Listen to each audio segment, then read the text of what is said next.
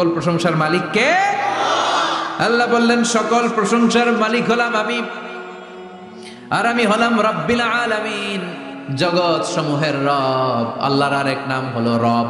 আল্লাহর আরেক নাম কি? কবরের প্রথম প্রশ্ন কি? আমার রব্বু, তোমার রব কে? আমাদের উত্তর কি? আমরা বলবো আল্লাহ আমারে রব, আল্লাহ আমারে রব, দমে দমে তনু মনে তারি অনুভব। আল্লাহ আমারে রব, তোমার দুনিয়াতে আমি যেদিকে তাকাই অথই নিয়ামাতে ডুবে আছি সবাই। পাখ পাখালির গানে শুনি তাসবিহ কল রব, তাসবিহ কল রব। আল্লাহ আমারে রব, ওনার নাম হচ্ছে রব। নাম কি? এজন্য আমরা যখন দোয়া করি, দোয়ার শুরুতে কোন শব্দ থাকে? রব। রব্বানা যালামনা আনফুসানা ওয়া ইল্লাম তাগফির লানা ওয়া তারহামনা লানাকুনান্না মিনাল খাসিরিন। রব্বানা আতিনা ফিদ দুনিয়া হাসানাতাও ওয়া ফিল আখিরাতি হাসানাতাও ওয়া কিনা আযাবান নার। মুসা আলাইহিস সালামের জিহ্বা দিয়ে কথা বের হয় না, উনি দোয়া করলেন রব্বিশ রাহলি সাদরি ওয়া ইয়াসসিরলি। তার মানে সব দোয়ার শুরুতে কার নাম? আবার যখন আমরা রুকুতে যাই আমরা পড়ি সুবহানা রাব্বিয়াল। আবার যখন আমরা সেজদায় ঢলে পড়ি আমরা পড়ি সুবহানা রাব্বিয়াল আ'লা। চিল্লায় এখন ঠিক কিনা? রব মানে হচ্ছে সাস্টেইনার, বিধানদাতা, রিজিক দাতা, পালন কর্তা। আল্লাহর একটা নাম হচ্ছে রব। আমাদের রব কে? আল্লাহ। রব কারে বলে একটু সহজে আজকে বুঝিয়ে দিয়ে যায়। রব হচ্ছে যার যখন যেটা যতটুকু দরকার তাকে তখন সেটা ততটুকু যিনি চাওয়ার আগেই দিয়ে দেয়, তার নাম রব। বুঝতে পেরেছেন? সহজ হয়েছে না কথাটা? যার যখন যেটা যতটুকু দরকার তাকে তখন সেটা ঠিক ততটুকু যিনি ফরিয়াদ করার আগেই পৌঁছে দেয়, তার নাম রব। আমাদের যখন যেটা লাগে ব্যবস্থা করে কে? মায়ের পেটে 8 মাস ছিলাম, 9 মাস ছিলাম, 10 মাস ছিলাম। এই 8 মাস 9 মাস আমারে খাবার দিল কে? পানি দিল কে? অক্সিজেন দিল কে? চাইছিলেন? মায়ের পেটে চাইছিলেন না আল্লাহর কাছে যে আল্লাহ ঠিক মতো দিও, টাইমলি খাবার পাঠাই দিও? চাইছিলেন? চাওয়ার আগে যার যা লাগে কে দেয়? তাকে বলে রব। আবার মায়ের পেট থেকে দুনিয়ায় আসলেন, আমার মায়ের জরায়ুর সাথে আমার নাড়ের একটা কানেকশন, একটা লাইন, ওই লাইন দিয়ে আল্লাহ 9 মাস যাবত আমারে পানি দিলেন, খাবার দিলেন, অক্সিজেন দিলেন। সঙ্গত কারণেই দুনিয়াতে আসলে দুনিয়ার মানুষ ওই লাইনটা কেটে দেয় নাকি রেখে দেয়? কেটে দেয়। কেটে দিলে বাচ্চা প্রথম চিৎকারটা দেয়, মানুষ শিশু প্রথম চিৎকার হাঁকে পৃথিবীতে, ওয়া ওয়া। আমরা শুনি ওয়া, আসলে আল্লাহরে ডাক দেয়। আল্লাহরে ডেকে বলে মাবুদ, খাবারের, অক্সিজেনের আর পানির একটা মাত্র লাইন ছিল, চিল্লায় বলেন কয়টা? দেখো দুনিয়ার মানুষ কত নিষ্ঠুর। আসার সাথে সাথেই কারোর সাথে আমার শত্রুতা নাই, জমি নিয়ে মারামারি নাই, কিলাকিলি নাই। একটা মাত্র খাবারের লাইন দিয়ে 10 মাস বেঁচেছিলাম। মানুষগুলো নিষ্ঠুর, খাবারের একটা লাইন কেটে দিল, এখন খাবো কি? আল্লাহ বলেন গোলাম, যে আল্লাহ 10 মাস তোরে মায়ের পেটে খাওয়ালাম, ওই আল্লাহ এখনো আছি না নাই? একটা লাইন ছিল মায়ের নাড়ের ভেতরে, খাবারের একটা লাইন। চিন্তা নাই, কষ্ট নাই, দুঃখ নাই। একটা খাবারের লাইনের বদলে আজ থেকে তোর মায়ের বুকের ভেতরে খাবারের 2টা লাইনের ব্যবস্থা করে দিলাম। চাইছিলেন যে আল্লাহ আসার সাথেই তো আমার লাইন কেটে দিবে, খানা কিন্তু রেডি রেখেন আল্লাহ? চাইছিলেন না সবাই? চাওয়ার আগে যার যা লাগে যিনি দিয়ে দেয় তার নাম। তাফসীর বুঝতে পারছেন? এরপরে মায়ের দুধ খেতে লাগলাম। মায়েরা গভীর রাত মাইকের সাউন্ড যাদের কানে যায়, বুকের দুধ খাওয়াবেন ছেলে মেয়েদেরকে। বাচ্চা ডেলিভারি হওয়ার পরেই মায়ের বুকে যে দুধটা, সেটার বলে শাল দুধ। এটা আল্লাহর পক্ষ থেকে বাচ্চার জন্য প্রাকৃতিক টিকা। সুবহানাল্লাহ কবেন না? আমরা হসপিটালে যে টিকা দেই 5টা 7টা, প্রথম টিকাটা আল্লাহ ফ্রি দিয়ে দিছে। বাচ্চাদের গ্রোথ হবে না যদি না খাওয়ান। খাওয়াবেন, সব মায়েরা খাওয়াবেন। ওয়াল ওয়ালিদাতু ইউরদি'না আওলাদাহুন্না হাওলাইনি কামিলাইন, 2 বছর খাওয়াবেন। যারা বৃদ্ধাশ্রমে থাকতে চান না তারা খাওয়াবেন। আর যারা ডানু খাওয়াবেন তাদের জায়গা হবে কি? ছেলে আমার মস্ত মানুষ, মস্ত অফিসার, মস্ত ফ্ল্যাটে যায় না দেখায় পারে ও পার, নানান রকম জিনিস আর আসবাব দামি দামি, সবচেয়ে কম দামি ছিলাম একমাত্র আমি, ছেলের আবার আমার প্রতি অগাধ সম্ভ্রম, আমার ঠিকানা তাই বৃদ্ধাশ্রম। কি দুঃখের কথা, মা কেঁদে কেঁদে বলে কোনো মা বাবার জন্য বৃদ্ধাশ্রমে থাকা না লাগে, ঠিক কিনা? তো বৃদ্ধাশ্রমে যারা থাকতে চান না তাদেরকে দুধ খাওয়াবেন, দেখবেন এই ছেলেগুলো এরকম ডাকাত হবে না। আল্লাহ তুমি বুঝার তৌফিক দাও। তার মানে মায়ের পেটে যখন ছিলাম খাবার দিল কে?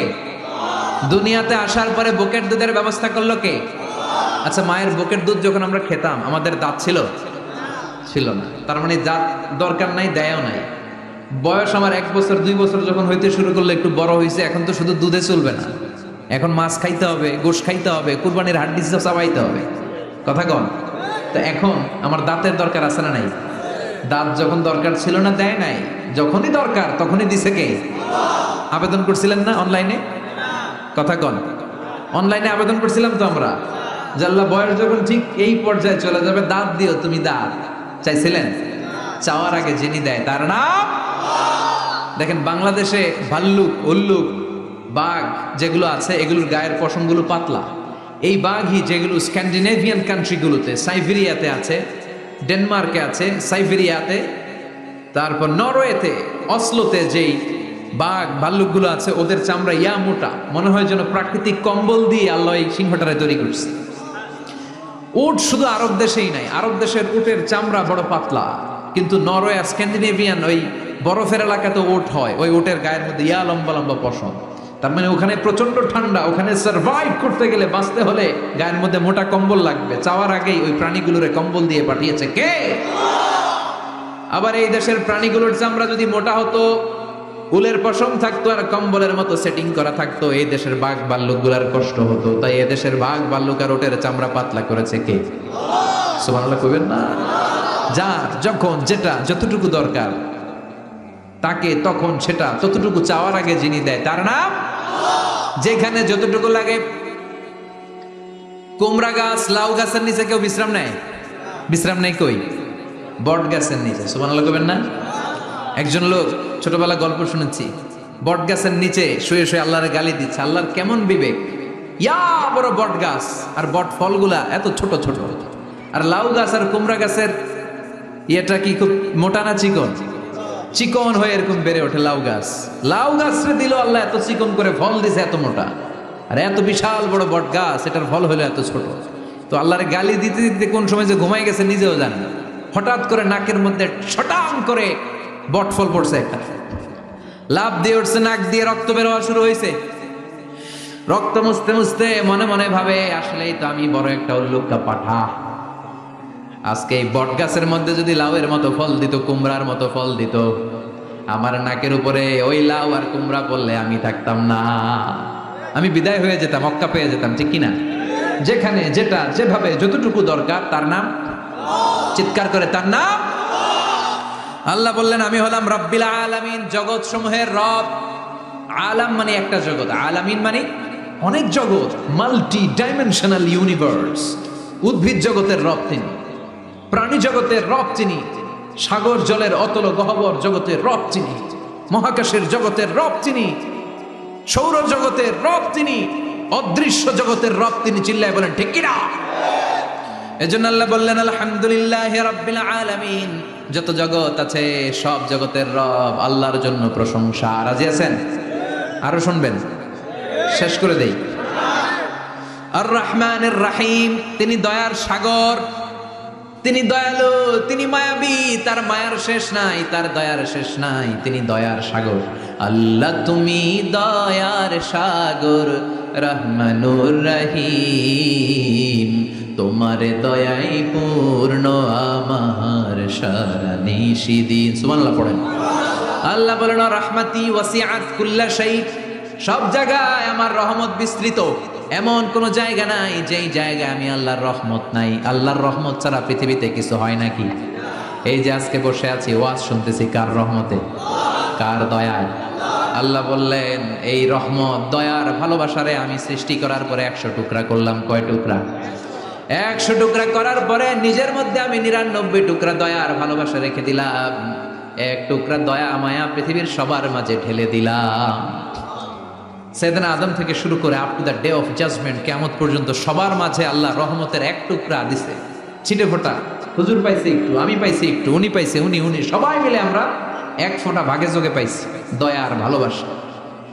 সবাই মিলে এক ভাগ ভালোবাসা, আর 99 ভাগ ভালোবাসা কার? ওনার ভালোবাসা বেশি না কম? এক ভাগ ভালোবাসা আমরা পেয়ে পৃথিবীতে ভালোবাসার গানের শেষ নাই, ভালোবাসার মুভির শেষ নাই, ভালোবাসার উপন্যাসের শেষ নাই। এক ভাগ ভালোবাসা আমরা পেয়ে কত ভালোবাসার গান, নাটক, সিনেমা। তো এক ভাগ ভালোবাসার ঠেলা যদি এমন হয় যার মধ্যে তিনি 99 টুকরা ভালোবাসা রেখে দিয়েছেন, তার ভালোবাসাটা কত? এক টুকরা ভালোবাসার নমুনা হিসেবে আমরা দেখি ছেলের জন্য বাবা জীবন দেয়, আছে না নাই? ছেলের অ্যাক্সিডেন্ট থেকে বাঁচাতে যে ছেলেটারে ধাক্কা মেরেছে, গাড়ি এসে বাবারে থেতলে ফেলেছে। বন্যার পানিতে মা ডুবে যায়, ছোট কন্যাটারে বালতির মধ্যে ধরে রেখেছে, পানি খেতে খেতে মা দুনিয়ায় নাই, মেয়েটা মরে নাই, আছে না নাই? এক টুকরা ভালোবাসার ছিটে ফোঁটা তুমি পেয়েছো।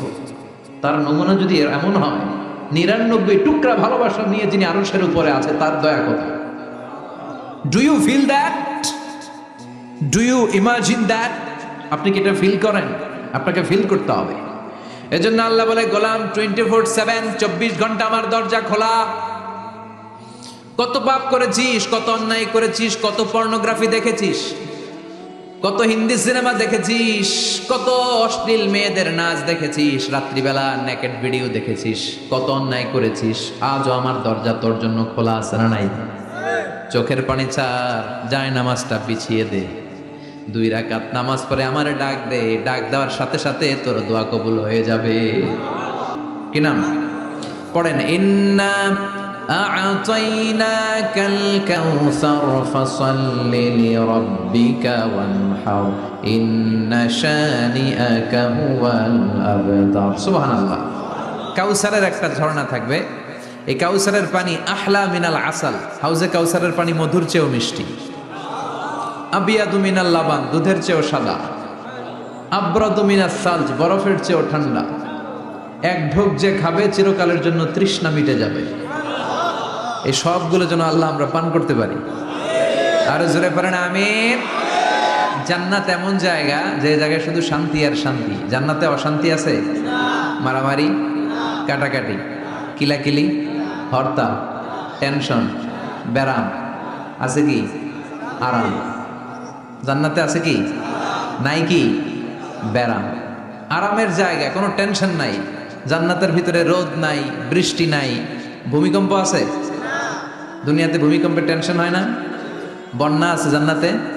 পুলিশের দৌড়ানি, র্যাবের দৌড়ানি আছে? বাড়ি ভাড়ার টেনশন, বিদ্যুৎ বিল, গ্যাসের বিল, ঘুমে ধরে না আমাদের, ঠিক কি না? জান্নাতে কোনো টেনশন না। জান্নাত হচ্ছে আরামের জায়গা। আপনারা যারা যাবেন জান্নাতে, 60 হাত লম্বা হয়ে ঢুকবেন। আহলুল জান্নাতে জুরদা ওয়া মুরদা, জান্নাতীরা হবে পশমবিহীন। এই যে দুনিয়াতে দাড়ি রাখা ওয়াজিব বা সুন্নাতে মুআক্কাদা, কিন্তু জান্নাতীদের গালে কোনো দাড়ি থাকবে না, মোজ থাকবে না, গায়ে পশম থাকবে না। আবনাউ সালাসিন ওয়া সালাসিন, সব জান্নাতি পুরুষরা হবে 33 বছরের তাগড়া যুবক। আল্লাহ, এখানে যেমনি আমরা একত্রিত হলাম, তোমার জান্নাতেও যেন আমরা একত্রিত হতে পারি, তুমি তৌফিক দাও। আর জোরে পড়েন আমিন। এতগুলো কথা কোত্থেকে এসেছে জানেন? জিজ্ঞেস করেছিলাম সবচেয়ে দামি সূরা কোনটা? একজন বলছে বাকারা। বাকারা মানে গাভী, গাভী থেকে দুধ, দুধ থেকে জান্নাত। সুবহানাল্লাহ পড়েন। কোরআনের কথা শেষ হতে চায় না, ইন্টার রিলেটেড, তাই না? একটার সাথে আরেকটা মিলে থাকে। খেয়াল রাখবেন, আল্লাহর কথা, রাসূলের কথা কোনো ফাঁক ফোকর নাই, আছে? এজন্য এই দুইজনের কথাই আমরা মানব। বিদায় হজের ভাষণে বিশ্বনবী বলেছিলেন, লাকাদ তারাকতু ফীকুম আমরাইন লান তাদিল্লু মা তামাসসাকতুম বিহিমা কিতাবাল্লাহ ওয়া সুন্নাত রাসূলি। আমি তো চলে যাব, রেখে যাব দুটো জিনিস, যদি দুটো জিনিসকে মেনে চলো কখনো বিভ্রান্ত হবে না। একটা হচ্ছে আল্লাহর কিতাব, আর একটা হচ্ছে বিশ্বনবীর সুন্নাহ। এই দুইটা আমরা আঁকড়ে ধরবো। রাজি আছেন তো? পৃথিবী যেদিকে যাক, আমি থাকবো দুইটা নিয়ে, ইনশাআল্লাহ। পড়েন। কোরআনের সবচেয়ে দামি সূরা কোনটা বলেন? ফাতিহা। কিছু বলতেছে ফাতিহা, পিছনের ভাইরা কি বলবেন? হ্যাঁ, ইয়াসিন। আর আচ্ছা, এবার বলেন, আমি সহজ করে দিই, বলেন কোন সূরা না পড়লে নামাজ হয় না? এবার ক্লু পাইছে, এবার ক্লু পেয়েছে। এই সূরা ছাড়া নামাজ হয় না। আমি যদি পড়াই হবে না, এই মসজিদের ইমাম সাহেব পড়াইলে হবে না, কিন্তু বাইতুল মোকাররমের খতিব পড়াইলে আবার হবে। হবে না? শাইখ আব্দুর রহমান সুদাইস পড়ালে তো হবেই। খাইছে কত বড় মুফতি দেখছেন, ফতোয়া দিয়ে দিচ্ছে জি না, আসলেই হবে না। কারণ এটা এমন সূরা, এই সূরা না পড়লে নামাজ হয় না। বিশ্বনবী বুখারীর বর্ণনায় বলেছেন আ'যামুস সুওয়ার ফিল কোরআন, কোরআনের সবচেয়ে দামি সূরা। এটা আমার বানানো কথা না, সবচেয়ে দামি সূরা। এই সূরার মতো সূরা কোরআনে তো নাই, তাওরাতের ভেতরেও নাই, ইনজিলের ভেতরেও নাই, জাবুরের ভেতরেও নাই। 60টা মাত্র আয়াত। কয়টা? কার কার মুখস্থ নাই হাত তোলেন। সূরা ফাতিহা মুখস্থ নাই কার কার হাত তোলেন। হিন্দু ভাই নাই কেউ? আমাদের অনেক মাহফিলে হিন্দুরা আসে, হিন্দুদেরও মুখস্থ। সুবহানাল্লাহ কইবেন না? আমি একবার লঞ্চের ভেতরে তুফানে পড়ছিলাম, তো লঞ্চ ডুবে যাবে তুফানের ধাক্কায়। তো দেখলাম লঞ্চের ভেতরে শুধু মুসলমানরাই জিকির করে না, হিন্দুরাও জিকির করে। তুফান থেমে যায়, জিকিরও থেমে যায়। কত বড় ডাকাত! তুফান শুরু, জিকিরও। সবার মুখে এক চিৎকার, বাঁচাও। আমি বললাম কে বাঁচাবে? কে? হুজুর আমনে। ভাবছে আমি দোয়া কালাম পড়লে বেঁচে যাবে, তো আমি বললাম আমি যে বাঁচাবো, আমারে বাঁচাবে কে? মনে রাখবেন, কেউ বাঁচাতে পারে না, একজন ছাড়া। চিৎকার করে বলতে হবে তিনি কে। কোরআনের সবচেয়ে দামি সূরার নাম সবাই বলেন। এই সূরাতুল ফাতিহার মাত্র 7টা আয়াত। কয়টা আয়াত? এই 7টা আয়াত নিয়ে কয়েক মিনিট একটু আল্লাহর রাস্তায় কুরবানি করা যাবে না? কান দুইটা খরগোশের মতো খাড়া করে, খরগোশ কান খাড়া করে শোনে, এজন্য খুব পিন ড্রপ সাইলেন্স, পিন পতন নীরবতাও খরগোশ কান দিয়ে শুনতে পায়। এই সূরাটা হচ্ছে আউয়ালুস সূরা নাযালা কামিলান মিনাল কোরআন, কোরআনের সর্বপ্রথম নাজিল হওয়া পূর্ণাঙ্গ সূরা। এই সূরার আগে কোন সূরা পূর্ণাঙ্গ একসাথে নাজিল হয় নাই। কোন সূরার 5 আয়াত, 10 আয়াত, 20 আয়াত। আপনারা যে এখন সুন্দর কোরআন দেখতেছেন, বিশ্বনবীর সময় কি এই কোরআন ছিল? না। 23 বছরের লম্বা জিন্দেগিতে বিশ্বনবীর কাছে এই কোরআন নাজিল হয়েছে। পরবর্তীতে এটার কম্পাইলেশন করা হয়েছে, scripture, holy scripture, the Quran, whereof there is no doubt, no suspicion in it, and a guidance to those who are muttaqin. এটা এমন বই যেটাতে আল্লাহ কোনো ভুল রাখে নাই, মুত্তাকিনদের জন্য এটা পথ নির্দেশিকা হিসেবে আল্লাহ পাঠিয়েছে। পড়েন সুবহানাল্লাহ। তো সূরাতুল ফাতিহার আগে অনেক সূরা নাজিল হয়েছে, কিন্তু একটু একটু করে, পুরোটা একসাথে না। এই সূরাটা পুরোটা একসাথে সর্বপ্রথম নাজিল হয়েছে। এজন্য এই সূরাটারে আবার বলে ফাতিহাতুল কিতাব, মানে preface of the book, introductory সূরা। কোরআনটা খুললেই সর্বপ্রথম আপনার নজরে যে সূরাটা পড়বে, সূরাটার নাম সবাই বলেন সূরাতুল ফাতিহা। আবার বিশ্বনবী এটাকে বলেছেন কোরআনের মা। কি বলেছেন? চমৎকার একটা ইনফরমেশন না? মনে রাখতে হবে। তাহলে কোরআনের মায়ের নাম কি? মনে থাকবে? বলেন তো, সকল পৃথিবীর সব শহরের জনপদের মায়ের নাম কি? মাক্কাতুল মুকাররমা। তেমনি কোরআন আল কারীমের মায়ের নাম হচ্ছে সূরাতুল আল ফাতিহা। এরপরে বিশ্বনবী বলেছেন এই সূরাটা হচ্ছে সূরাতুল ওয়াফিয়া, অখণ্ড সূরা। এই সূরাকে খণ্ড খণ্ড করে পড়া যায়। কেউ প্রথম রাকাতে সূরাতুল ফাতিহার অর্ধেক, দ্বিতীয় রাকাতে বাকি অর্ধেক যে পড়ছে, হয়েছে। কিন্তু কেউ প্রথম রাকাতে সূরা আর রহমানের 10 আয়াত, পরের রাকাতে বাকি 10 আয়াত। কোনো সমস্যা আছে? সমস্যা নেই। তার মানে এই সূরার নাম সূরাতুল ওয়াফিয়া, অখণ্ড সূরা। মানে এই সূরাকে খণ্ড খণ্ড করে পড়া যায় না, পড়লে পুরোটাই পড়তে হয়। সুবহানাল্লাহ পড়েন। আবার এই সূরার আরেকটা নাম হচ্ছে সূরাতুদ দুআ, দোয়ার সূরা। কিসের সূরা? কেমন করে আল্লাহর কাছে প্রার্থনা করতে হয়, দোয়া করতে হয়, ফরিয়াদ করতে হয়, সে কথা এই সূরার ভেতরে আছে না নাই? কারণ এই সূরাতে আমরা প্রতিদিন একটা দোয়া করি, ইহদিনাস সিরাতাল, মানে কি? আল্লাহ আমাকে সরল সঠিক পথ দেখাও। আমাদেরকে পথ দেখায় কে? চিল্লায় বলেন। আমি যদি কোনো দিন পথে ভুলে যাই, হাত ছানি দিয়ে কাছে নিও, মমতার বন্ধনে আমায় বেঁধে সব ভুল ক্ষমা করে দিও। আমি যদি কোনো দিন পথে ভুলে যাই, হাত ছানি দিয়ে কাছে নিও, মমতার বন্ধনে আমায় বেঁধে সব ভুল ক্ষমা করে দিও। পড়ে না আমিন। আমরা যদি পথ ভুলে যাই আমাদের পথ দেখায় কে? এজন্য এই সূরাটার নাম সূরাতুদ দুআ, প্রার্থনার সূরা। কেমন করে আল্লাহর কাছে প্রার্থনা করতে হয় এই সূরার ভেতরে আছে না নাই? এরপরে এই সূরার নাম হচ্ছে সূরাতুস সালাত, নামাজের সূরা। কিসের সূরা? সব সূরা ছাড়া নামাজ হয়, সূরাতুল ফাতিহা ছাড়া নামাজ হয়? বিশ্বনবী বললেন লা সালাতা লিমান লাম ইয়াকরা বিফাতিহাতিল কিতাব, যে সূরা ফাতিহা তার নামাজে পড়ে না তার নামাজ আল্লাহর দরবারে কবুল হয় না। এরপরে বিশ্বনবী বলেছেন এই সূরার নাম সূরাতুশ শিফা। সূরাতুশ শিফা, শিফার সূরা, আরোগ্য লাভ করার সূরা। অসুস্থ ব্যক্তির গায়ে এই সূরা পড়ে ফু দিলে সুস্থ করবে কে? বিশ্বাস হয়? বিশ্বাস হইতে হবে, ঈমান থাকতে হবে। ঈমান যদি পাক্কা হয় তাইলে কাজ করবে, তা না হইলে কাজ করবে না। অনেকে বলে হুজুর আমি তো কত সূরা ফাতিহা পড়ে ফু দিলাম, কই আমার পেটে ব্যথা তো ভালো হয় না। যেটা কইছে তুই একটা ডাকাত, ঠিক কি না? ওর ঈমান নাই, ওর ঈমানে ঝামেলা। ফু দেওয়ার মধ্যে বেশ কম আছে না নাই? কিছু লোক আছে সারাদিন ফু দিলে মোমবাতি নিবে না, আর কিছু লোক আছে ফু দিলে পানিতে আগুন ধরে যায়, আছে না নাই? বিশ্বনবীর ফুতে বরকত বেশি না কম? সাহাবারা বলল ইয়া রাসূলুল্লাহ সাল্লাল্লাহু আলাইহি ওয়াসাল্লাম, আমাদের কুয়ার ভেতরে পানি নাই, পানির লেয়ার অনেক নিচে নেমে গিয়েছে, পানি উঠাতে পারি না গো নবী, আপনি দোয়া করে দেন। বিশ্বনবী এসে অজু করলেন, অজুর কিছু পানি মুখে নিয়ে কুলি করে ওই কুলির পানি কুয়াতে ছেড়ে দিলেন। ছেড়ে দেয়া মাত্রই পাম্প মেশিন দিয়ে পানি উঠালে যেমনি লাফিয়ে লাফিয়ে পানি ওঠে, মুহূর্তের মধ্যে নিচের লেয়ারের কুয়ার পানি লাফিয়ে লাফিয়ে উপরে উঠতে শুরু করেছে। আরেক সাহাবী বললেন ইয়া রাসূলুল্লাহ ইয়া হাবিবাল্লাহ, আমাদের কুয়ার পানি বড্ড লবণাক্ত, লবণাক্ত পানি আমরা পান করতে পারি না, আপনি এসে দোয়া করে দেন যাতে কুয়ার লবণাক্ত পানিটা মিঠা পানি হয়ে যায়। বিশ্বনবী সাহাবীর সাথে গেলেন, ওযু করলেন, কুলির পানি কুয়াতে ছাড়লেন।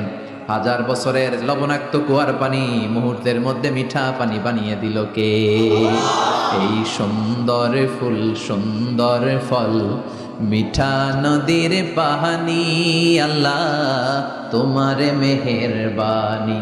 তুমি কতই দিলে রতন, ভাই বেরাদর পুত্র স্বজন, ক্ষুধা পেলে অন্ন যোগাও, মানি চাই না মানি, আল্লাহ তোমার মেহেরবানি। পড়েন সুন্দর ফুল মিঠা নদীর পানি, আল্লাহ তোমার মেহেরবানি। সুবহানাল্লাহ পড়েন। বিশ্বনবীর ফুতে বরকত আছে না নাই? কারণ ঈমানটা ছিল তাজা। তাজা ঈমান থাকলে সব সম্ভব। চিল্লা এখন ঠিক কিনা? যে ঈমান প্রয়োজনে জ্বলে ওঠে না, যে ঈমান সত্য ন্যায়ের কথা বলে না, যে ঈমান প্রয়োজনে জ্বলে ওঠে না, যে ঈমান সত্য ন্যায়ের কথা বলে না, যে ঈমান বাস্তবে নাই, যে ঈমান অন্তরে নাই, মুখে শুধু কথার কলি, কি করে তারে বলো ঈমানে বলি, ঠিক না? কি করে তারে বলো ঈমানে বলি, কি করে তারে বলো ঈমানে বলি। যে ঈমান দিন কায়েমের আন্দোলনের ধার ধারে না, যে ঈমান লেবাসধারী কোরআন হাদিস তাও পড়ে না, যে ঈমান খাজার নামে মাজার গড়ে ফুলুস কামায়, আছে না নাই? যে ঈমান শিরকিয়াতের আমল করে ভীত না হয়, যে ঈমান ঈমানে ভুলে নাস্তিকতার মঞ্চে ওঠে, আছে না নাই? যে ঈমান বাতিল মতের দোসর হয়ে ফায়দা লুটে, যে ঈমান শুধুই কেবল খায় দায় আনন্দ করে, যে ঈমান দেখে না যে আরাকানে ভাইরা মরে, যে ঈমান বাস্তবে নাই, যে ঈমান অন্তরে নাই, মুখে শুধু কথার কলি, কি করে তারে বলো ঈমানে বলি, কি করে তারে বলো ঈমানে বলি, কি করে তারে বলো ঈমানে বলি। চিৎকার করে বলেন ঠিক কিনা? তার মানে ঈমান ঈমানে পার্থক্য আছে না নাই? আমরা পাক্কা ঈমানদার হতে চাই, আমরা পরিপূর্ণ মুমিন হতে চাই। যে ঈমান ছিল আবু বকরের অন্তরে, যে ঈমান ছিল ওমরে ফারুকের অন্তরে, আল্লাহ তুমি কবুল করো। তাহলে এই সূরা এমন সূরা যে সূরা পরে ফু দিলে অসুস্থরে সুস্থ করে দেয় কে? বিশ্বাস হয়? ঈমান আছে তো? গন্ডগোল নাই তো? ফু দিলে সুস্থ হয়ে যাবে।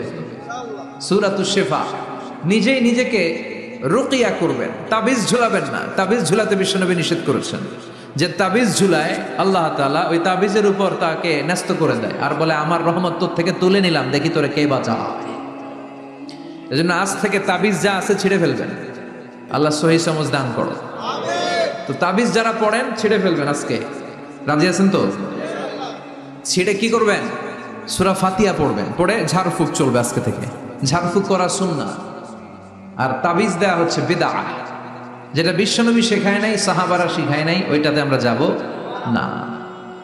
ঝাড়ফুঁক করবেন। আয়াতুল কুরসি পড়লে জিনভূত আসতে পারে? কথা বলেন। সূরা ফাতিহা পড়লে আর অসুস্থতা থাকতে পারে?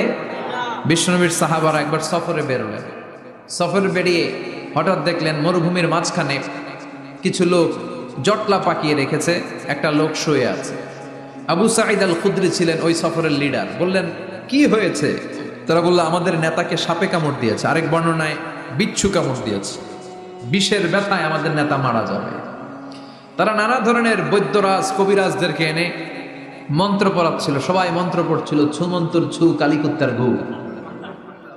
ছোট বাচ্চারা পড়ে, বুঝানোর জন্য বললাম, তারা হয়তো অন্য কিছু পড়ছিল। তো এই যে এগুলো পড়ে ফুদিলে কি ভালো হয়? কথা কন, আরো রোগ বাড়ে, ঠিক কিনা? বাচ্চার হাতে 2টা, গলায় 3টা, কোমরে 4টা, এগুলোর ওজনেই তো বাচ্চা অসুস্থ হয়ে যাবে। কথা বুঝতে পেরেছেন? আবার কোমরে লাগায়, এটার কি বলে? কাইতন। কি কয়? তাগা। চাচা বলতেছে তাগা। তাগা টাগা লাগাবেন না। সূরা ফাতিহা পড়ে আজকে থেকে ফু দিতে হবে। আমার মাইকের আওয়াজ নিশ্চয়ই শহরের অনেক দূর যাচ্ছে। মায়েরা, বোনেরা শুনে রাখবেন, অসুস্থ আপনি সূরা ফাতিহা পড়ে ফু দেন।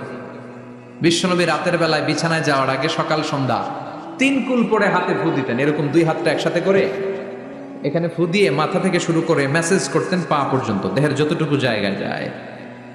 সূরাতুল ইখলাস, সূরাতুল ফালাক, সূরাতুন নাস, এই 3টা সূরাকে একসাথে বলে কুল আস-সালাসা, মানে 3 কুল। কি বলে? এই 3 কুল পড়ে না, যায় লিটন দেওয়ানের কাছে। কই যায়? লিটন দেওয়ান কিছু করতে পারে? তারপর হাতের রেখাতে অনেকে ভাগ্য বলতে চায়, এটা ভুয়া কথা। এই হাতের রেখায় কোনো ভাগ্য থাকে না। আপনারা শুনলেই কিছু মানবেন না, আপনারা কোরআন হাদিস দিয়ে যাচাই করবেন, দলিল খুঁজবেন। কি খুঁজবেন? দলিল। 1.5 কাঠার একটা জায়গা কুমিল্লা শহরে কিনবে, এটার দলিলটা ঠিক আছে কিনা দেখার জন্য পাগল হয়ে যাবে। নিজে বুঝে না, আরেকজনের কাছে যায় যে পাক্কা বুঝে, দেখেন দলিলটা ঠিক আছে কিনা। তো 1.5 কাঠা জায়গার দলিল ঠিক আছে কিনা পাগল হয়ে গেল। যেই জান্নাতের দাম গোটা দুনিয়াটারে 10,000 বার বিক্রি করলেও জান্নাতের একটা চেয়ারের দাম হবে না, ঠিক কিনা? তো ওই জান্নাত আপনি পাবেন যেই আমল করে, ওই আমলের দলিল লাগবে না? কথা বলেন। তবে বিনয়ের সাথে, কারো কাছে যখন দলিল চাবেন বিনয়ের সাথে আগে বুঝে নিবেন কার সাথে কথা বলতেছেন। You have to know who you are talking with, you don't know who you are dealing with. অনেকে জানে না কার সাথে কেমন করে কথা বলতে হয়। এজন্য আমি বলি যে জাননেওয়ালার উপরও জাননেওয়ালা আছে, তোমার অনেক পড়তে হবে, অনেক জানতে হবে, তাহলে তুমি সব বুঝবা, ঠিক কিনা? তো আমরা ঝাড়ফুঁক করব।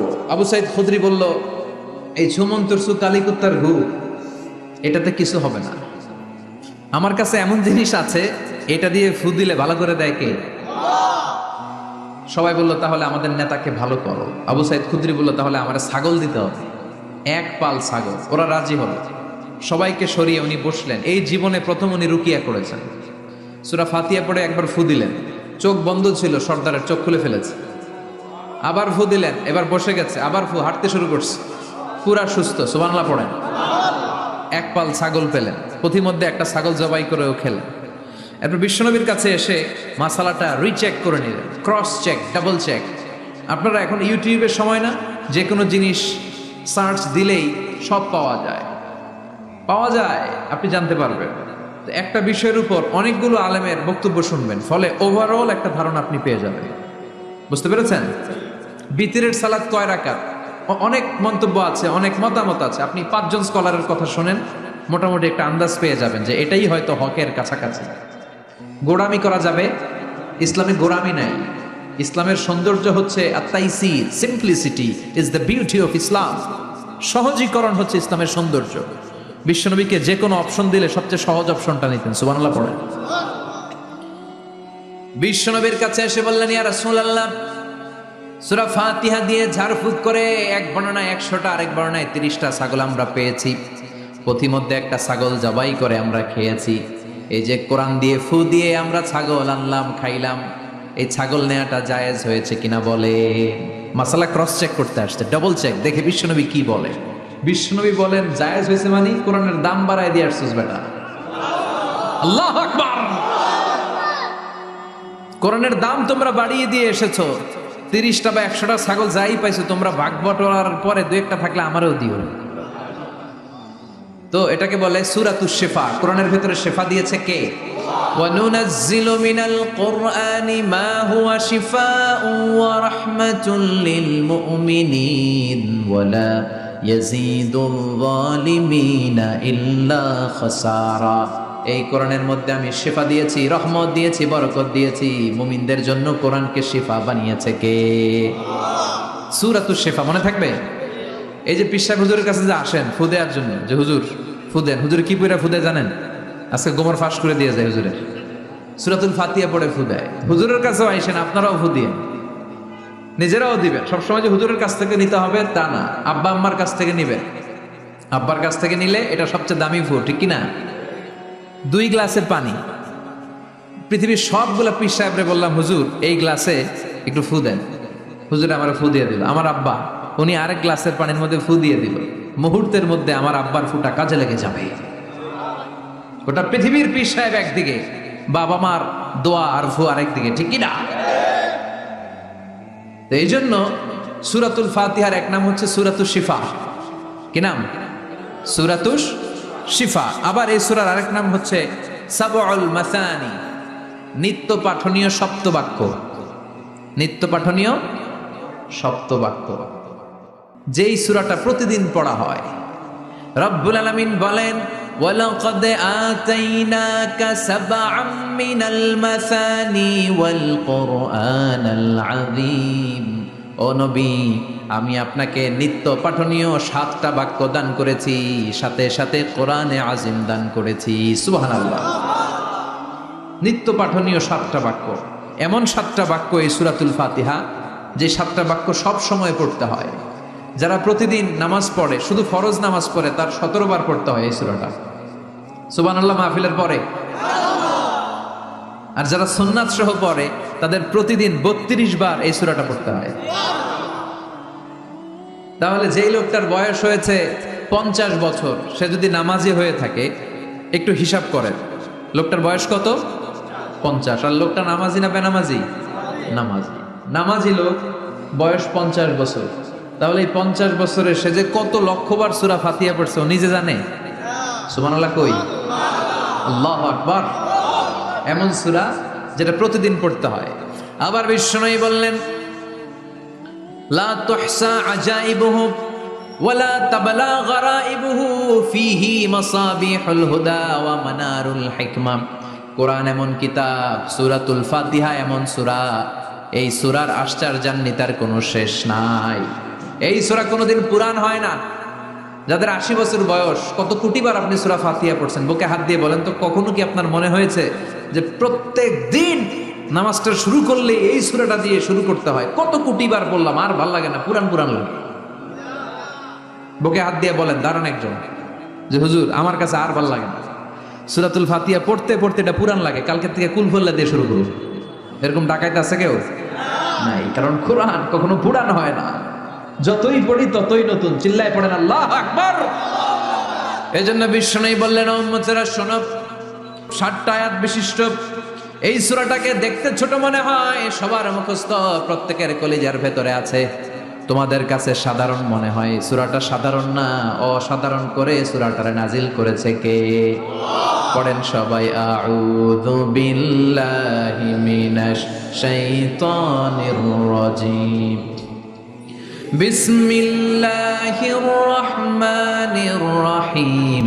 আলহামদুলিল্লাহি রাব্বিল আলামিন। আর রহমানির রহিম, মালিকি ইয়াউমিদ্দিন ইয়্যাকা না'বুদু ওয়া ইয়্যাকা নাস্তাঈন ইহদিনাস সিরাতাল মুস্তাকিম সিরাতাল্লাযীনা আন'আমতা আলাইহিম গায়রিল মাগদুবি আলাইহিম ওয়ালাদ-দাল্লিন। চিল্লায় পড়েন আমিন। আর জোরে আমিন। আপনাদের মনোযোগ আছে না গেছে? কষ্ট হচ্ছে? কি বলেন? আমার তো কষ্ট হচ্ছে। রাত বাজে 12টা 5, এখনো আপনাদের ধৈর্যচ্যুতি হয় নাই? কফি খেয়ে আসছেন বোধহয়। কি কফি খাইছেন বলেন? Nescafe, espresso, মকা, লাটে, old town coffee, Starbucks, এগুলো খেয়ে আসছেন? কষ্ট হচ্ছে না তো? ফজর পড়তে কষ্ট হবে তো আপনাদের? শুনবেন আরো 2-1 মিনিট? কতক্ষণ শুনবেন? হ্যাঁ, আল্লাহ তুমি কবুল করো। আরো জোরে পড়েন আমিন। 7টা আয়াত বিশিষ্ট সূরা। রব্বুল আলামিন এই সূরাটাকে ওয়েলকামিং লেটার করে পাঠিয়েছেন। আল্লাহু আকবার। ওয়েলকামিং লেটার, অভিনন্দন পত্র। মন্ত্রী যদি আসে আমাদের প্রোগ্রামে, মাঝে মাঝে মন্ত্রী, MP, member of the parliament, ওনারা আসে না? আসলে আমরা ওয়েলকামিং লেটার দেই, স্মারকলিপি দেই, অভিনন্দন পত্র দেই, ঠিক না? অভিনন্দন পত্রের ভেতরে 3টা জিনিস থাকে। কয়টা? চিল্লায় বলেন। প্রথমে থাকে প্রশংসা, মন্ত্রীর প্রশংসা। এরপর থাকে পরিচয়, এরপর থাকে দাবি দেওয়া। 3টা পার্ট থাকে একটা ওয়েলকামিং লেটারে। কয়টা পার্ট? প্রথমে থাকে প্রশংসা। মন্ত্রীর প্রশংসা করি যে আপনি 1000 বছরের শ্রেষ্ঠ সন্তান, আপনার চেয়ে ভালো মানুষ এই এলাকায় নাই, আপনার চরিত্র ফুলের চেয়েও পবিত্র। এগুলো আমরা বলি, প্রশংসা করতে হয়, ঠিক কিনা? দ্বিতীয় পর্যায়ে থাকে ওয়েলকামিং লেটারের ভেতরে নিজেদের পরিচয়, আপনারা কারা। তারপর আমরা পরিচয় দিই যে আমরা এই মসজিদের গভর্নিং বোর্ডের মেম্বার্স, আমরা এই মসজিদের লোক, আমরা এই হাই স্কুলের সদস্য, আমাদের একটা একাডেমিক ভবন লাগবে, আমাদের মসজিদের 3 তলার কাজ ধরেছি, ওইটা লাগবে, ওইটা লাগবে। এগুলো আমরা পরে বলি, আমরা নিজেদের পরিচয় দেই। প্রশংসার পরে আমরা পরিচয়, যে আমরা এই মাহফিলের ইন্তেজামিয়া কমিটি, আমরা এই স্কুলের গভর্নিং বোর্ডের সদস্য, নিজেদের পরিচয় দেই। প্রশংসাও করলাম, পরিচয়ও দিলাম। এরপরে আছে কি? দাবি দেওয়া। আমাদের দাবি মানতে হবে, নইলে গদি ছাড়তে হবে। এরপরে আমরা দাবি দেওয়াতে যাই। তো সূরাতুল ফাতিহাটাকে আল্লাহ তাআলা এরকম একটা ওয়েলকামিং লেটারের মতো করে পাঠালেন। আল্লাহ বুঝাতে চাইলেন প্রতিদিন পড়বি তো, এজন্য 3 ভাগ করে দিলাম। সুবহানাল্লাহ।